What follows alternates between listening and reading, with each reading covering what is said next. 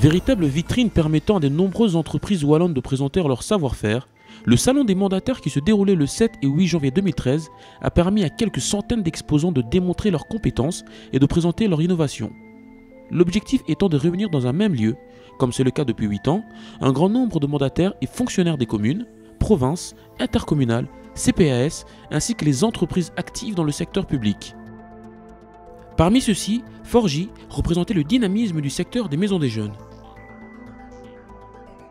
Je pense qu'en tant que ministère de la Fédération Wallonie-Bruxelles, on ne peut pas rester éloigné du citoyen qui a une visibilité, qui a une vision beaucoup plus, beaucoup plus fine, beaucoup plus évidente de ce qu'est la région, par exemple, parce que c'est un territoire, parce qu'un territoire, ça se délimite et donc le citoyen a une connaissance institutionnelle plus claire lorsqu'il s'agit de la commune ou de la région ou du fédéral. Il a parfois plus de difficultés à bien percevoir ce qu'est la Fédération Wallonie-Bruxelles, anciennement Communauté française de Belgique.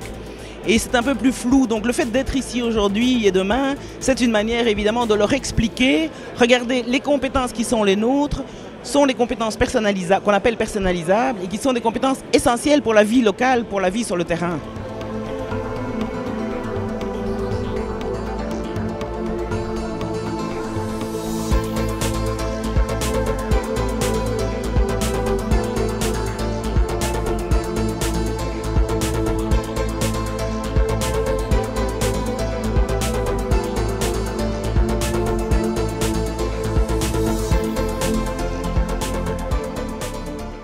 C'est un moment de rassemblement qui permet aux mandataires de découvrir les différentes thématiques qui les touchent ou parfois leur faire découvrir de nouvelles thématiques qu'ils n'imaginaient pas dans leurs compétences. Par exemple, le volontariat, depuis 2005, dans la loi, c'est écrit qu'ils doivent s'en occuper, qu'ils doivent faire des choses pour soutenir les associations et les volontaires.